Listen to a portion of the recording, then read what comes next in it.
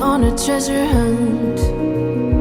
I long for something new. Have you heard the fairies when they sing and dance? Ladies and gentlemen, you are listening to Life Well Lived by Omobola Stephen. It's an engaging and enlightening talk show on life, relationships, and the business of life. Grab a cup of juice and just chill. Life Well Lived by Omobola Stephen. Live life. Live fully. The expression of feelings and the emoting of feelings. I think things have moved from, boys don't cry and girls are, overly emotional. I still think that there's a lot of that around. I still think there's a lot of guilt over emotions. I think that we're not really taught what emotions are and what we're supposed to do with them. And so I think part of destigmatizing health, when we say somebody has depression, instead of an illness, say, oh, great, this is wonderful, because your feelings are telling you something. Let's look at it. Let's see what it's telling you. Let's do something with that to help you, because clearly your feelings are telling you something's going on and something needs to change. Welcome, everybody, to this week's episode. We really appreciate you joining us. This podcast really shows us how we can all learn, live, and thrive off of each other. By sharing our knowledge through our conversations, we will impart some knowledge whilst learning ourselves how to progress even further. Here is your host.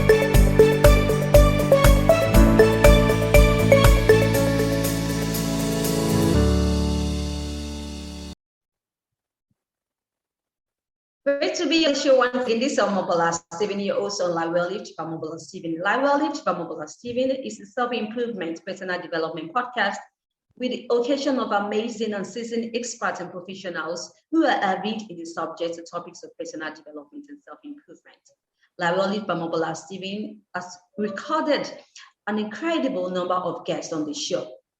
Now, today, I'm happy and it's a pleasure to have Dr.Stacie Lauro, who is the founder, CEO of OracleMD.com.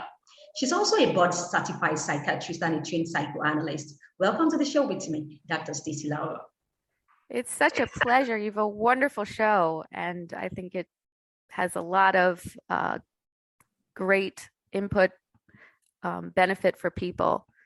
So thank you so much. I feel very privileged to be here. All right. Thank you so much, Dr. Stacie. I'm humbled by your words. Now, I'm looking forward to your professional expertise on today's show. Dr. Stacie, you'll be talking about mental health, psychiatry, and also psychoanalyst. Now, doctor, what are some important things a person should know before seeing a psychiatrist?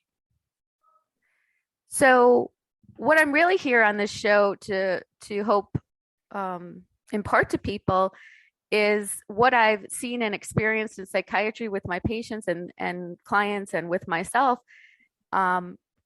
is that I'm not so sure it really is all that effective.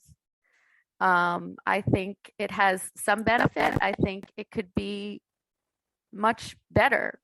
I also would like to state that I think we're missing the aspect of our souls when we're talking about psychiatry and psychology, and I think that's part of the problem. I think there's a lot of depression and anxiety is really rampant, and I think a lot of it is existential. Also, people are wondering what is the meaning of things, what is the point of things. They're feeling very disconnected, and I think as I was saying earlier, we were talking, the root word of psychiatry and psychology is psi, and psi is a Greek word meaning soul, and yet we don't hear anyone talking of soul when we try to get help through psychiatry and psychology, and that may be a limiting factor. Dr. Stacie, you're getting deeper here. We're talking about spirituality here now, talking about shift in psychology and psychiatry. What are your perspectives on this? My perspective is that it's a needed shift, and I think a paradigm shift would be helpful for the field and helpful for humanity. I think when we just talk about medications, they may help people temporarily. It's been shown over and over that there's a large placebo effect of the medication. From my own perspective, I would like to surmise that I think some of what helps patients is being a caring provider and not necessarily, as much the medication. I think being a caring type of provider and really listening and to the patient is very helpful. So there's placebo studies. There are studies that show that medications don't work great in a lot of things. I was just reading an article on sleep, and the largest benefit comes from cognitive behavioral therapy, actually. And it has very strong recommendation rather other than medications that we tend to use, which really aren't effective and can be harmful, and some of them that may help mildly in the short term. And that's another area of psychiatry.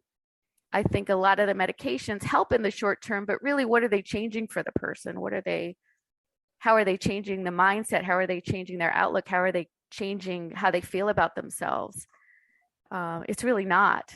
And when I've always when I've prescribed medication throughout my career, I've said that to patients, that I think it's also beneficial to work on yourself in other ways through therapy, which is why I also trained in psychoanalysis. And I find some psychoanalysis also, some types of therapy aren't always effective and can be damaging. I hear a lot about people going to therapy for trauma. I tried also going to therapy for trauma. I found that it was not helpful and in some ways even harmful. And I think, again, that is because it is lacking an existential perspective of who we are and our soul, and that we're really energetic beings, and we're all connected to each other. And so, again, I think a paradigm shift in the field is monumentally important if we really want to help people. Sure. Now, does it mean that these are some of the major pitfalls in the fields of psychiatry and psychology? Do you like to share some of the insight on this? Yeah, I mean, so those are some of them. I think the medications are not that effective. They're not that effective long term. They only help in certain ways. They're not really dealing with the being of the person, who the person is at their core, their soul level of being. They're not helping to change the mindset of the person. And I think it's very limiting. There's also issues politically. I don't know if you want to get into those, but in terms of how the healthcare system is set up, and our taxes go to programs that are supposed to help patients with severely and persistently mentally ill. And I also don't see that happening. And that may be a whole nother area of discussion, but it's a major issue. Right. Oh, doctor, we got a lot of work to do. Or what do you infer? What's the suggestion on that? Because now we're getting deep, right? And we're also moving to spirituality. Well, let's move ahead. Now, it is clear that the stigma surrounding mental illness and mental health and disorder is declining, right? Sure. But there's still some work to do. Yes, I think there's still a lot of work. Yes. How can we destigmatize mental health? Okay, that is a great question, and I'm so glad you asked.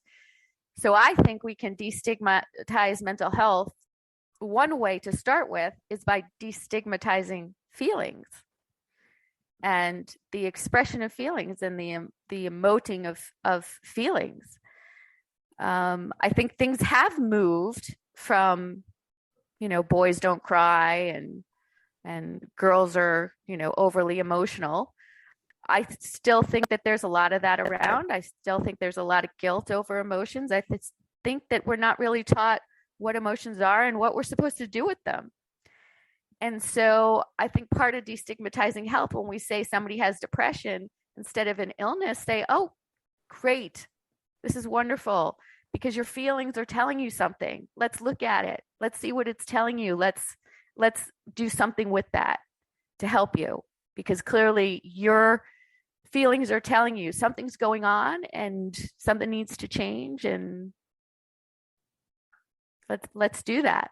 So instead of saying it's an illness, things are working really well. Your body, your spirit is telling you you're depressed and something isn't right. That's what it's supposed to do. And it's not an illness. It's not an illness to say you're anxious and don't be anxious. It's let's look at what your feelings are saying. Oh, right. And I think that that That's would very be a important. huge Now, talking shift. about personality, would you like to share? Dr. Stacie, we've got a lot of work to do concerning shift, right?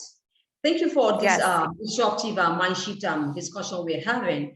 Now, I'd like you to share your insights on psychodynamic perspectives on personality. Okay, that's a large topic.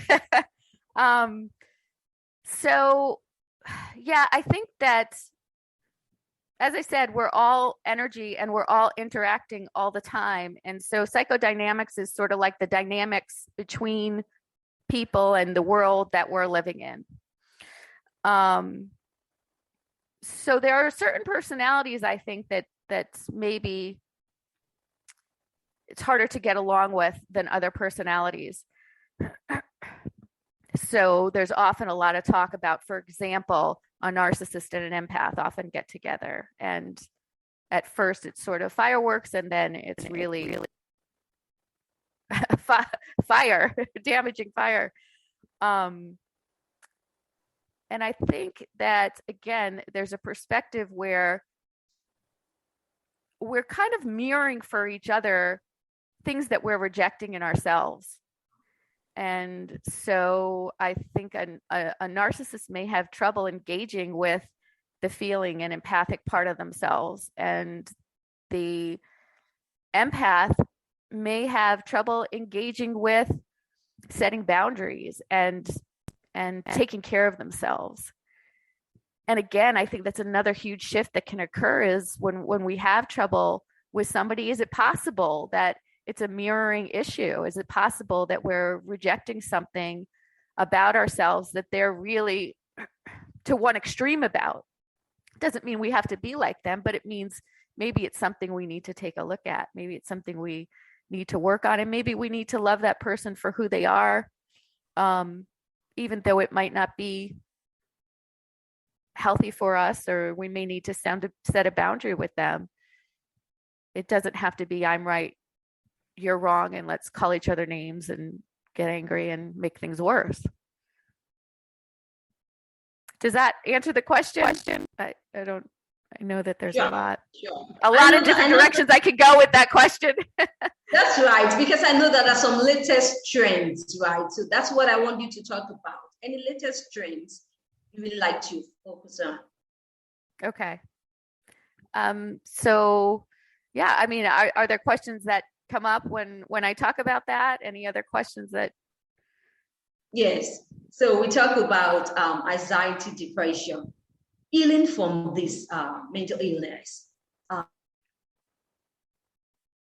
The question is, are there non-medication ways that is available for patients? Now, I know that you're talking about a shift in this regard. Like to know more. So, I mean, I think that there are medications that can help. And what I tell my patients is that, usually people have other reasons behind the depression and anxiety, or they may not know, but often they do. And I always say, so, you've lost this loved one, or you've had this traumatic experience happen to you. The medication isn't going to change that. What it can do is sort of reset the chemistry and help you feel a little bit better. So maybe you can work on those things and take a look at those things. So there are some medications that do that.